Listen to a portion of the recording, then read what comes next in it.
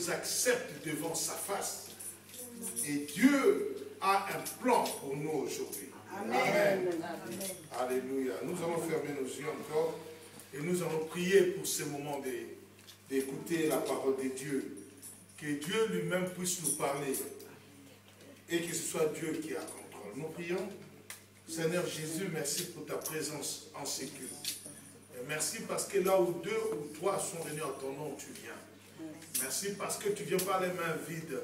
Mais tu amènes avec toi la bénédiction, tu amènes avec toi la vie, tu amènes avec toi la guérison, le miracle. Tu amènes avec toi tout ce qui est bon et parfait pour qu'à chacun d'entre nous, il lui soit donné selon ton plan quelque chose par ta présence. Merci parce que le diable est sous nos pieds et c'est moi pour la gloire du Dieu le Père. Merci pour ton apport, Jésus. Monte sur le trône de ces lieux et laisse que durant tous ces temps, que ton règne soit palpable dans cette salle. Nous bénissons ta parole, notre Dieu, notre roi, parce que la Bible déclare que lorsque tu envoies ta parole sauve le monde. Merci parce que ce pain d'aujourd'hui garde toute sa saveur et toute sa pureté et qui est poussé par le Saint-Esprit, que cette parole puisse bénir tes enfants que nous sommes. C'est au nom de Jésus que nous avons ainsi prié et que nous disons Amen. Amen. Alléluia. Amen. Alléluia. Amen. Est-ce que tu es dans la joie? Amen. Amen. Amen. J'ai remarqué d'abord qu'il y a beaucoup de gens qui ne sont pas venus aujourd'hui. Parce que notre frère Samy et sa famille devaient partir pour l'Allemagne. Et il y a maman Lorraine qui n'est pas là, maman Félix qui n'est pas là, papa Godwin qui n'est pas là, il y a Joël qui n'est pas là, il y a toute une armée, une partie de l'armée qui n'est pas là. Mais la Bible déclare que là où 2 ou 3 sont réunis au nom de Jésus, Jésus est là. Alléluia. Amen. Même si nos frères ne sont pas là, mais nous savons du moins que Jésus est là. Amen. Amen. Alléluia. Amen. J'aimerais parler avec vous, mais tu vas donner les titres toi-même. Amen. Amen. Je voudrais rappeler beaucoup de choses dans la Bible. Ce matin, j'ai un titre pour mon message, mais je veux que Dieu te parle aujourd'hui. Alléluia. Amen. My brother is good, my French. Or you need to translate, no? Okay, it's good. Ok, thank you. Je vais parler de beaucoup de choses qui se sont passées avec Jésus et qui doivent se passer avec nous. Alléluia. Amen. La Bible déclare dans le livre de Matthieu, chapitre 7, verset 7, c'est le verset le plus connu dans tous les pays en problème. Alléluia. Amen. Matthieu, chapitre 7, verset 7, la Bible dit, demande et il te sera donné. Amen. Amen. Et on ouvre la porte à celui qui frappe. Alléluia. Amen. Demande et il te sera donné. On ouvre la porte à celui qui frappe. Et celui qui cherche, il trouve. Amen. Amen. Et dans le livre de Romains, chapitre 13, verset 8, nous dit, ne devez rien à personne. Alléluia. Amen. Si ce n'est de vous aimer les uns les autres, car celui qui aime les autres accomplit la loi. Alléluia. Amen. Alors la Bible nous dit d'un côté qu'à celui qui demande, on lui donne. Alléluia. Amen. Si je demande, ça doit m'être donné. Parce que j'ai demandé. Alléluia. Amen. Il y a des gens qui n'osent pas demander. Et ces gens, ils volent. Alléluia. Amen. Ces gens finissent par envier et ils pêchent. Amen. Mais Dieu dit que lorsque j'aurai besoin de quelque chose, je dois demander et il me sera donné. Mais dans le livre de Romains, chapitre 13, le verset 8, la Bible dit, nous ne devons rien, nous devons devoir rien à personne, si ce n'est de nous aimer les uns les autres. On ne parle pas d'une relation entre les païens et les chrétiens, mais on parle aussi de la relation entre chrétiens et chrétiens. Alléluia. Amen. Je ne dois pas avoir quelque chose. Je dois devoir. Alléluia. Amen. Je ne dois pas, dans le sens de devoir. Alléluia. Je ne dois pas te devoir quelque chose, si je peux dire ça comme ça. Car l'unique chose que nous devons avoir en commun, c'est nous aimer. Alléluia. Les uns les autres. Et dans le mot aimer, nous voyons aussi nous tenir la main dans la main. Marcher la main dans la main. Nous devons être dans l'unité. C'est ça le devoir. C'est ça que je te dois. Marcher avec toi dans l'unité. Marcher avec toi dans l'humilité. Parce que pour que je marche avec toi dans l'unité, je dois marcher avec toi dans l'humilité aussi. Alléluia. Amen. Et je dois beaucoup t'aimer. Et c'est ce que la Bible nous déclare. Mais au-delà de tout ça, je dois ne rien devoir à toi. Alléluia. Amen. Je ne dois pas venir chercher des choses chez toi, parce que je dois surtout chercher des choses à celui qui a toutes les choses. Amen. Amen. Je dois aller chez Dieu et dire que, comme la Bible dit, en toute chose ne vous inquiétez donc de rien, mais faites connaître vos besoins à Dieu par les prières, les supplications et des actions de grâce. Je ne dois pas venir chercher des choses chez toi. La Bible dit dans le livre de Jean, chapitre 10, verset 10, c'est aussi un verset très connu, c'est presque générique. La Bible dit, les voleurs ne viennent que pour dérober, égorger et détruire. Mais moi, je suis venu afin que le brebis ait la vie et qu'elle soit dans l'abondance. Alléluia. Amen. Tu ne dois pas aller chercher des choses chez ton prochain ou chez ton frère, aller emprunter, aller demander je ne sais pas quoi, mais tu dois demander à Dieu. Alléluia. Amen. Tu dois prendre le temps de parler avec Dieu. Tu dois prendre le temps. Tu dois prendre le temps. Ce n'est pas une honte quand on manque. Alléluia. Amen. Ce n'est pas une honte de demander. Ce n'est pas une honte. La honte, c'est de pécher parce qu'on a manqué, parce qu'on a été volé, parce qu'on est devenu envié. C'est ça qui doit être la cause de la honte dans nos vies. Amen. Amen. Dans le livre de Psaume, chapitre 37, verset 25, la Bible dit, c'est David qui dit, Amen. Il dit, j'ai été jeune et je vieillis, et je n'ai pas vu le juste abandonné, ni sa postérité mendiant son pain. Verset 26. Toujours il est compatissant et il prête, et sa postérité est bénie. Alors, j'étais jeune et je vieillis, je n'ai pas vu un juste abandonné. Si nous sommes des chrétiens, nous aurons tout. Pas parce que nos voisins nous donnent, non, c'est parce que Dieu pourvoit pour nous. Alléluia. Amen. Il nous a appelés pour une vie abondante. Nous devons être dans une vie, et une vie qui abonde de toutes choses. Nous devons manquer de rien. David souligne que depuis son enfance et jusqu'à ce qu'il a vieilli, il n'a jamais vu un juste qui est abandonné de Dieu, parce que Dieu n'abandonne pas et Dieu ne délaisse pas. Alléluia. Et la Bible dit que le juste, selon David dans le livre de Psaume 37, verset 26, dit, le juste, il est toujours compatissant. Le juste, il a tellement reçu de Dieu. Il vit tellement dans l'abondance qu'il est compatissant. Il cherche qui manque pour donner. Alléluia. Amen. Le juste cherche qui manque pour donner. Il ne prête pas, mais il donne. Alléluia. Lui-même ne prête pas, mais il a la possibilité, la capacité de donner. Et même sa postérité, ses enfants n'auront jamais besoin de quoi que ce soit. Parce que Dieu appelle les justes dans la bénédiction et une abondance. Alléluia. Amen. Alors qui est juste? Celui qui est venu dans le Seigneur et celui qui a cru au Seigneur Jésus, celui qui vit selon le Seigneur Jésus, selon sa parole, celui-là est justifié par sa foi. Alléluia. Amen. Et cet homme-là, qui est toi et moi aujourd'hui dans l'Église du Christ, nous ne devons manquer de rien. Nous avons quelque chose que Jésus nous a donné. Peut-être que ma bénédiction n'est pas comme ta bénédiction. Peut-être que toi, tu es beaucoup plus béni que moi. Mais, bien aimé, Dieu te donnera ce que tu as besoin. Alléluia. Dans le livre de Matthieu, chapitre 6, Jésus il dit il faut demander dans la prière de notre Père. Quand vous demandez, dites au Père, donne-nous aujourd'hui ce que nous avons besoin aujourd'hui. Alléluia. Amen. Donc Dieu te donnera ce que tu as besoin. Dieu n'a pas besoin de te donner des choses pour que ça pourrisse. Parce que la nourriture des enfants, on ne doit quand même pas abandonner ça pour que ça pourrisse ou donner aux chiens. Alléluia. Amen. Le maître dit que quand il fait des multiplications de pain, il dit qu'il faut ramasser les miettes pour que rien ne se perde. Amen. Amen. Mais au-delà de tout ça, nous voyons que les chrétiens n'a pas de raison d'aller emprunter. Les chrétiens, au contraire, quand il demande à Dieu, il lui est donné. Alléluia. Amen. Et les chrétiens, normalement, ils ne manquent de rien.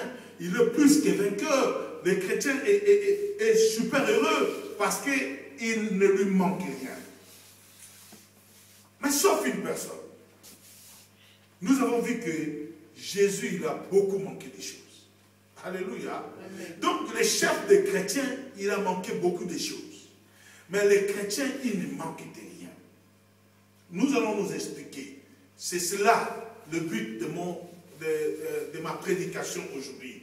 J'aimerais voir avec vous comment est-ce que Jésus, qui nous a tout donné, mais Jésus, souvent, il manquait. Amen. Jésus nous a tout donné. Mais Jésus, souvent, il manquait. Amen. Amen. Dans le livre de Luc, maintenant nous entrons dans la prédication. J'ai fini mon approche. Dans le livre de Luc, chapitre 9, le verset 58. Amen. Amen. Alléluia. Amen. Amen. Luc 9. Luc 9, le verset 58. La Bible dit ceci. Jésus lui répondit. Les renards ont des tanières et les oiseaux du ciel ont des nids, mais le Fils de l'homme n'a pas un lieu où il puisse reposer sa tête. Amen. Amen. Jésus nous donne des maisons et nous ne manquons de rien. Alléluia. Amen. Jésus nous donne tout. Il te donne les lits, il te donne aussi les sommeils. Mais il dit lui-même que lui, le Fils de l'homme, il n'a tellement rien qu'il lui manque même un endroit pour reposer sa tête. Pour dire qu'il me manque même une chambre à coucher. Il me manque même une maison pour que je demeure. Alléluia. Amen. Mais nous avons tout. Et normalement, un chrétien comme toi et moi, nous avons tous chacun un chez soi. Mais Jésus, qui est notre Seigneur, quand il était sur la terre, il lui manquait même un coussin pour poser sa tête. Amen. Amen. Alléluia. Amen. Et Jésus va manquer de beaucoup de choses. Ça, c'était seulement un exemple. Pour dire que Jésus, quand nous disons que je suis plus que vainqueur, Dieu m'a tout donné. Je suis la tête, non la queue. Je suis la tête, non la queue. Jésus dit que moi, je manque de tout. Je n'ai même pas un coussin pour poser ma tête. Je n'ai même pas une chambre à coucher. Oh, je n'ai rien. Jésus avait combien d'habits? La Bible parle seulement de sa tunique. Alléluia. Et combien de chaussures? Jésus avait ses sandales. Et il marchait avec. Et quand il disait à ses disciples, quand vous irez pêcher, n'amenez pas des habits de rechange. Alléluia. Amen. Partez et vous allez trouver grâce auprès des gens que vous allez donner de la parole de Dieu. Amen. Amen. Et je vais voir avec vous cette chose que Jésus avait manqué dans sa vie. Nous avons tout eu de la part de Jésus. Mais celui qui nous a tout donné, lui-même, il a manqué beaucoup de choses. Mais je vais citer ici 7 choses capitales que Jésus a manqué. Alléluia. Amen. La première chose, nous irons dans le livre de Luc, chapitre 2, le verset 6. Nous allons lire et le verset 7. Amen. Amen. La Bible dit ceci. Pendant qu'ils étaient là, Luc chapitre 2, le verset 6 et 7. Pendant qu'ils étaient là, le temps où Marie devait accoucher arriva. Et elle enfanta son fils premier-né. Elle le maillota et le coucha dans une crèche, parce qu'il n'y avait pas de place pour eux dans l'hôtellerie. Alléluia. Amen. Parce qu'il n'y avait pas de place pour Jésus, sa maman Marie et son père Joseph. Il n'y avait pas de place pour eux dans l'hôtellerie, dans l'hôtel. Là où il y avait des humains, il n'y avait pas de place. Alors, Jésus, notre Seigneur, va se voir couché dans une crèche. Alléluia. Dans une crèche. Quand le Noël arrive, nous voyons qu'il y a partout des crèches. Alléluia. Et c'est beau. Amen. Et c'est beau, toutes ces crèches de maisons en forme de maisons chinoises. et des lumières et tout ça, des hommes, un homme et une femme en statue, et des animaux tout beaux. Alléluia. Amen. Mais si on pouvait aller chercher à comprendre, c'est quoi une crèche? C'est quoi une crèche? Une crèche, c'est le mangeoire ou oui, là où on met la nourriture des animaux. Alléluia. Amen. Normalement, c'est comme une pirogue, un bois qu'on a creusé de cœur. Vous comprenez? Comme une pirogue. Et on va mettre du foin, les herbes, pour que les animaux viennent brouter, les animaux viennent manger. Alléluia. Et Jésus, avec ses parents, quand ils sont arrivés ce jour-là à Nazareth, alléluia. Non, Jésus est né à Bethléem. Alléluia. Amen. Quand ils sont arrivés à Bethléem ce jour-là, il n'y avait pas de place pour eux dans l'hôtellerie.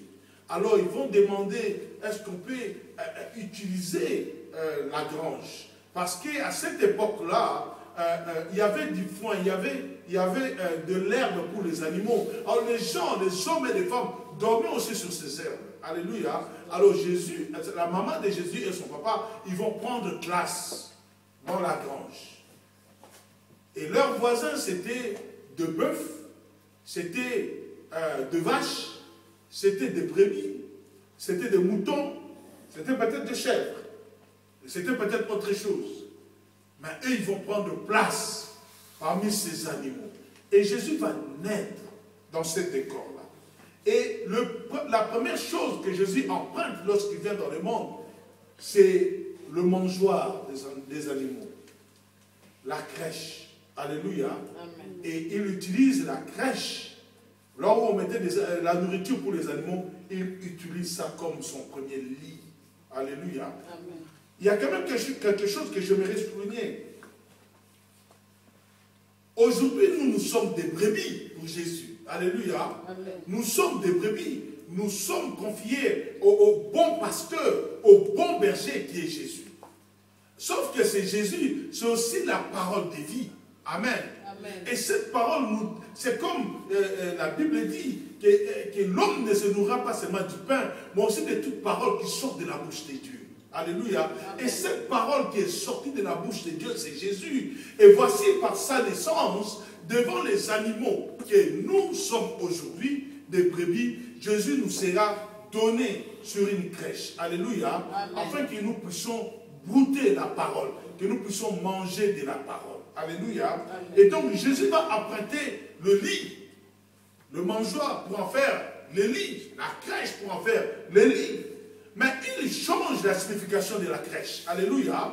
La crèche qui était un lieu pour des animaux naturels et de l'herbe naturelle, Jésus va donner à la crèche une signification autre qui est maintenant spirituelle, des hommes et des femmes convertis et qui deviennent de brebis de Dieu. Mais Jésus va être devant eux comme un pain de vie. Alléluia. Il va être devant eux comme une parole vivante. Et nous avons qu'à manger. C'est Jésus. Amen. Amen. Mais il y a aussi un signe de l'humilité en tout ça. Alléluia. Amen. Parce que Jésus, c'est aussi le capitaine de l'armée de l'Éternel.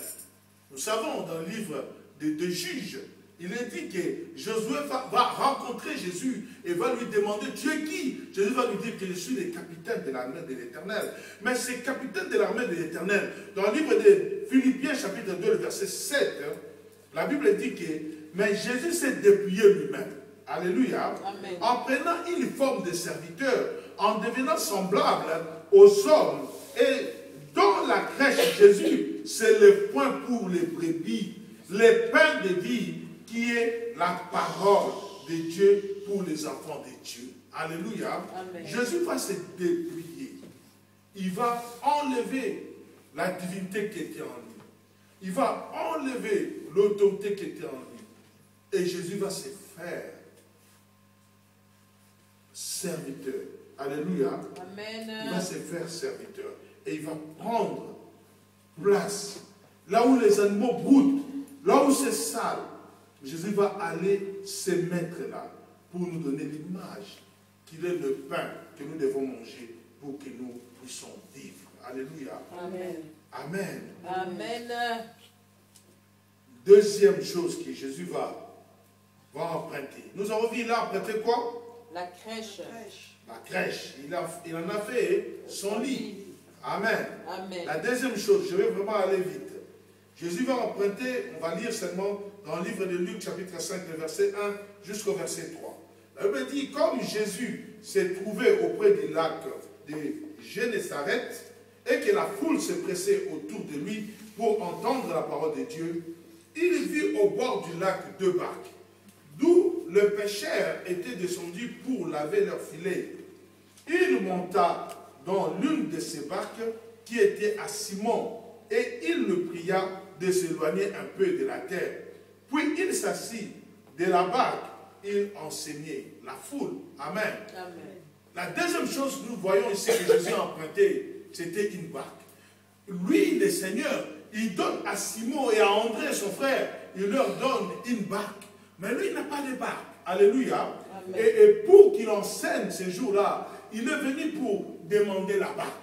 Comme ses parents ont demandé pour lui son premier logement qui était la grange et son premier lit qui était la crèche, ces jours-là lui-même, il va s'avancer et il va prendre place dans la barque de Simon. Et il va prier, Simon, est-ce que tu veux t'éloigner un peu de la terre ferme?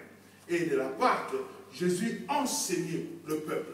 Jésus, le Dieu vivant, il n'avait même pas une barque pour lui. Il devait emprunter une barque pour l'utiliser comme une chair. Alléluia. Amen. Comme une chair. Ça là, la chair à prêcher. Jésus va prendre la barque de Pierre et il va en faire une chair. Là où il devait prêcher le peuple, prêcher ses disciples. Amen. Nous savons une chose, que Simon utilisait sa barque pour pêcher des poissons. Alléluia. Amen. Aujourd'hui, il y a beaucoup de pasteurs. Dans beaucoup des églises, il y a des chairs que les pasteurs utilisent pour pêcher des poissons. Alléluia. Amen. Pour attirer les gens. Le pasteur utilise la chair pour faire du mal. Pour son compte, pour l'argent, pour sa renommée, pour son succès. Mais Jésus va venir un jour dire à Pierre, tu veux me prêter ta chair? Alléluia. Amen. Et depuis la chair de Pierre, Jésus va prêcher la bonne nouvelle. Une chose est vraie, comme tu lis plus tard dans le verset 10, tu verras que, verset 10 et le verset 11, tu verras que depuis que Jésus a utilisé la chair ou la barque de Pierre et comme chair pour la prédication, depuis ces jours-là, Simon aussi va changer. Alléluia. Simon va devenir un pêcheur d'hommes. Alléluia. Amen. Et donc la barque qui était là comme un piège aux poissons, parce que Jésus l'a emprunté, lorsqu'il va rendre la barque à Simon, il va lui dire que désormais à partir d'aujourd'hui, tu ne seras plus pêcheur de poissons, mais tu vas devenir pêcheur d'hommes.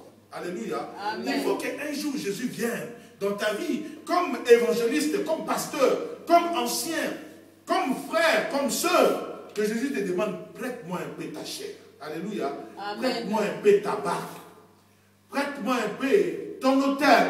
C'est aussi un hôtel. Alléluia. Prête-moi un peu.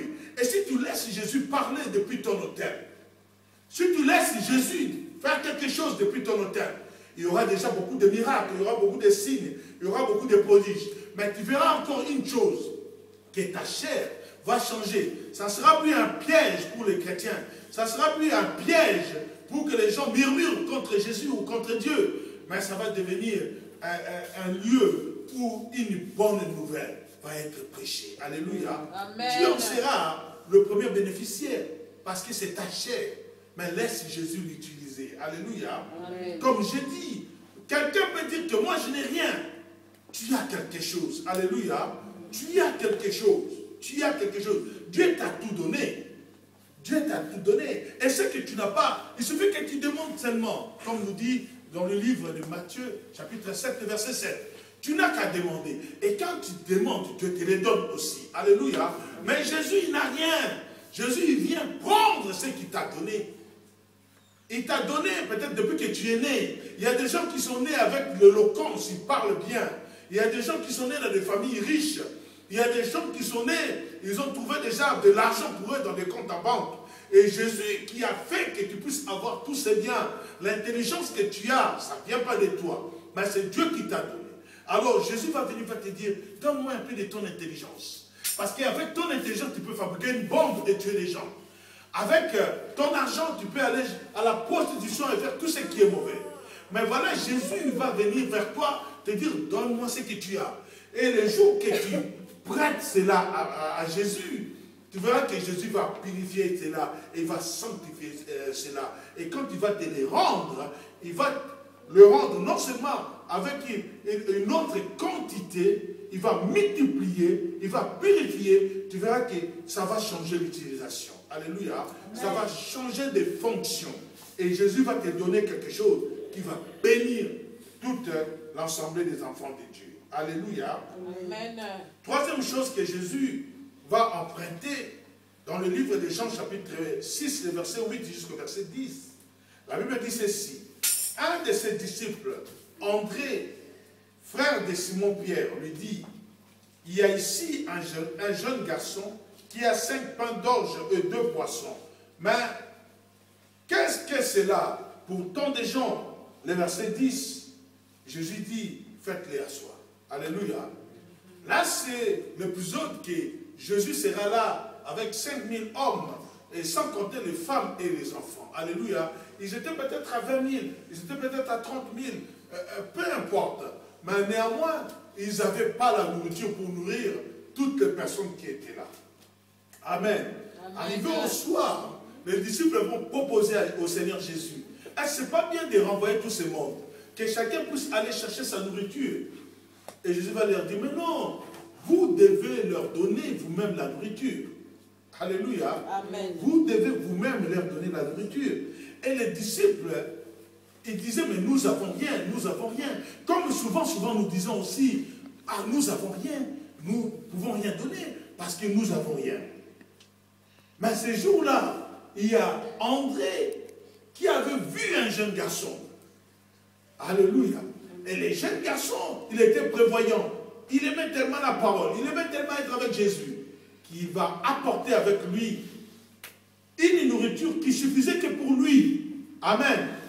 5 pains d'orge, peut-être comme on dit à Lingala, 5 mikate. Alléluia. Amen. Et 2 poissons. 5 beignets et 2 poissons. C'était pour le jeune homme, c'était pour lui. Et quand il aurait mangé ça, il n'aurait peut-être pas eu assez. Il fallait qu'il boive encore un peu d'eau pour que ça puisse, qu'il puisse se rassasier un peu. Alléluia. Amen. Et André avait vu ça. Il a dit, mais nous n'avons rien. Sinon, il y a seulement un petit garçon. Parmi tant ces gens, il n'y a personne qui a apporté à manger. Sauf un petit garçon qui a apporté 5 pains d'orge et 2 poissons. Jésus, dans son cœur, il dit, c'est suffisant. Faites seulement asseoir tout le monde. Alléluia. Amen. Et Jésus va faire la multiplication du pain. Et il va donner à manger à tous ces mondes, des hommes, des femmes, des enfants, des disciples. Tout le monde va manger. Amen. Alléluia. Amen. Alléluia. Amen. Et tout le monde va manger de ce pain. Tu as quelque chose que tu as besoin. Alléluia. Amen. Et ce jour-là, Jésus va emprunter 2 poissons et 5 pains. Mais sauf que quand il prend les 2 poissons et les 5 pains d'orge, il prie et il coupe. Et lorsqu'ils vont distribuer, les 2 poissons et les 5 pains vont nourrir une multitude de gens. Alléluia. Amen. Et c'était un grand miracle. Parce que personne ne peut croire en ça. 2 poissons, même les païens aujourd'hui, même les athées aujourd'hui, personne ne peut croire en ça. Mais si cela se faisait aujourd'hui, quelque part dans le monde, beaucoup de gens vont venir au Seigneur. Parce qu'ils vont comprendre, comme les gens de l'époque, Jésus disait, vous me suivez parce que vous savez que je multiplie les pains et les poissons. Mais aujourd'hui, c'était aussi un grand signe qu'on peut dire. Alléluia. Amen. Qu'on commence comme ça à multiplier la nourriture. ayez une nourriture que lorsque tu as mangé, tu t'es rassasié parce que ce n'est pas de l'air. Alors les disciples de Jésus, ils vont voir quelque chose de surprenant. Mais il y a une chose, il y a une leçon à tirer. Jésus qui emprunte le poisson et qui emprunte le pain, il est lui-même le pain de vie. Amen. Amen. Il est lui-même le pain de vie. Ce n'est pas que parce que Jésus vient chercher quelque chose en toi, qu'il n'est pas capable de l'avoir sans toi. Alléluia. Amen. Ce n'est pas parce que Jésus vient te demander quelque chose, ou parce que Jésus a demandé une barque à Pierre, qu'il est incapable lui-même de trouver une barque pour lui. Je vais te dire une chose, Jésus a marché sur les eaux. C'est peut-être mieux qu'avoir une barque. Alléluia. C'est mieux, c'est plus grand, c'est encore un grand miracle. Jésus va marcher sur les eaux. Jésus pouvait descendre comme ça. On a vu Jésus monter au ciel. Et il va descendre le jour J, quand il va revenir, il va descendre de la même façon qu'il est monté. Il pouvait aussi naître de cette façon. Jésus, quand tu es, Étienne, il dit que je vis le Fils de l'homme à la droite du Père et assis dans sa gloire. Alléluia. Amen. Jésus pouvait aussi descendre, naître avec son lit d'un côté, avec du lait de l'autre côté, ses biberons, avec beaucoup de serviteurs et servantes qui les suivent partout. Alléluia. Amen. Mais Jésus avait choisi. C'était un choix. Parce qu'il veut que toi, tu participes dans son ministère. Il veut que tu participes. Il veut que tu sois tellement béni qu'il vient avec rien. Il dit que mon frère va participer. Il va donner quelque chose qui est à lui. Quelque chose qui est à Jésus qui t'a donné. Il vient et dit, prête-moi ce que je t'avais déjà donné. Alléluia. Amen. Parce que le pain ici, Jésus lui-même, il est le pain de vie. Jean chapitre 6, le verset 35.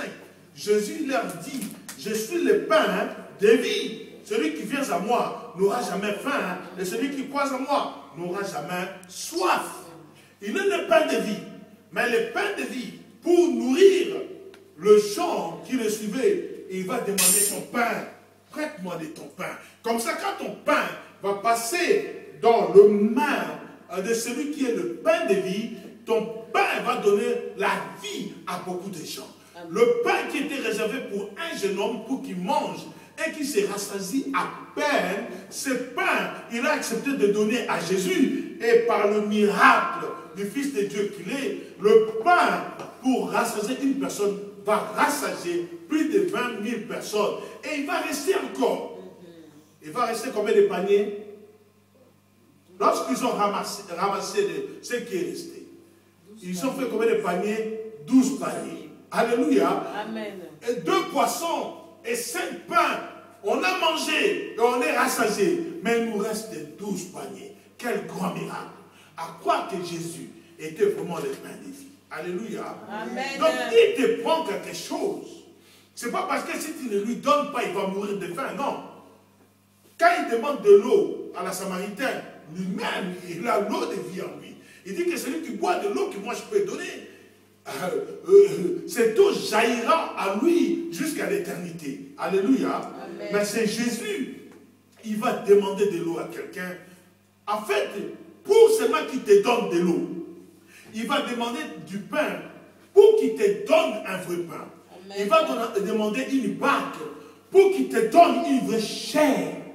Il va demander une crèche pour qu'il te donne un vrai autel. Lui-même, il entre dans l'autel, il devient un sacrifice. Amen. Alléluia. Amen. Et c'est là pour toi et pour moi. Mais il a multiplié le pain et il a multiplié aussi du poisson. Alléluia. Amen. Et le poisson va devenir le signe des chrétiens. Amen. Amen. Et j'ai marqué ici, le signe là, nous voyons derrière les voitures, c'est le signe des chrétiens. Signe des poissons, parce que Jésus a multiplié du poisson. Alléluia. Amen. Pourquoi on utilise ça comme signe des chrétiens? Parce que le poisson en grec, ça s'appelle Ichthys.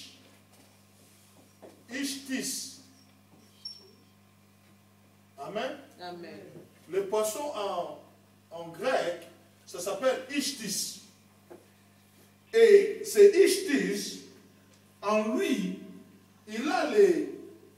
Si tu prends les lettres qui sont là, et tu verras que chaque lettre est le commencement d'un nom qui est réservé pour Jésus. Alléluia. Amen. Donc, nous voyons que le I, c'est le I de Jésus. Vous pouvez regarder pour ne pas écrire des bêtises. C'est le I de Jésus. Amen. Amen. Et Jésus, en français, ça veut dire Jésus.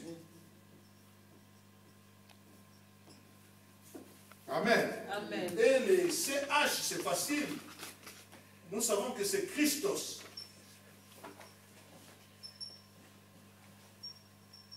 Christos en français, c'est Christ. le Christ. Et ça nous reste ici, là, 10.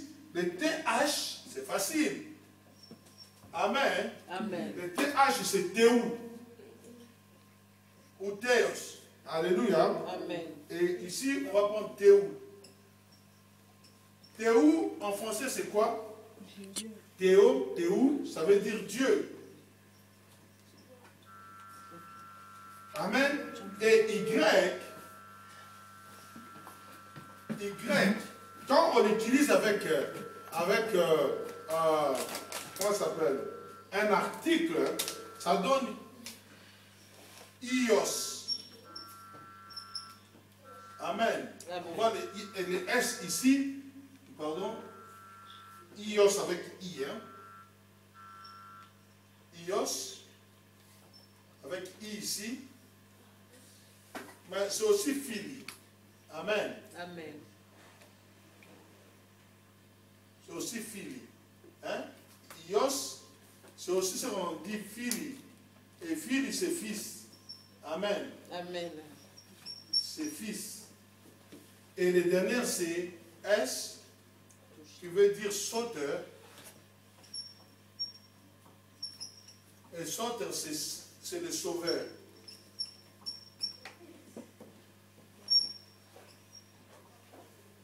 Sauveur. Amen. Amen. Sauteur, c'est le sauveur. Donc, quand on voit les poissons, qui en grec, ça se dit Ichthys, le Ichthys là, le I, c'est Jésus. Les chrétiens utilisent ça parce que dans le Ichthys, ils voient Jésus, Christos, Théou, Ios, Sauter.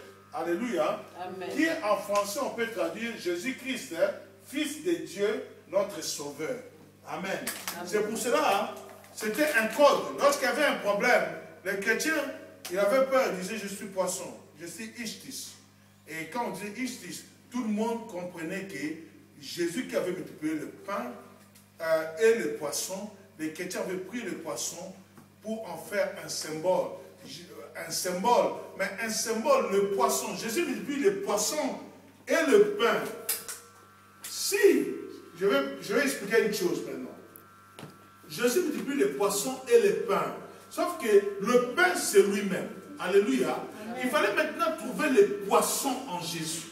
Jésus nous donne le pain qui est lui-même, mais il fallait maintenant trouver les poissons en Jésus. Et nous avons trouvé que, les chrétiens de l'époque, ils ont trouvé que les poissons en Jésus, c'est justement son titre, hein, Jésus-Christ, Fils de Dieu, notre Sauveur. C'est Ichthys et c'est le poisson. Alléluia. Donc Jésus multiplie lui-même. C'est lui le Ichthys. C'est lui, le Ichthys qui dit Jésus Christos, Théou Ios, Sauter. Alléluia. Amen. Et puisque le poisson c'est lui-même, il multiplie ça. Alors les gens disent qu'il faut chercher pourquoi il multiplie le pain qui est lui-même et il multiplie aussi les poissons. Est-ce qu'il y a aussi les poissons? Et ils ont compris que plus tard que Jésus c'est Ichthys. Alléluia. Amen. Et donc Jésus va multiplier les poissons. Et le poisson va prendre une ampleur capitale dans la vie des enfants de Dieu que nous sommes. Amen. Amen. Alléluia. Amen. Quand tu empruntes quelque chose à Jésus, Jésus va en donner une signification beaucoup plus importante quand il va te les rendre. Alléluia. Amen. Tu empruntes quelque chose qui est vil, tu empruntes quelque chose qui est vain, mais quand Jésus va te les rendre, il va te la donner avec beaucoup plus d'importance.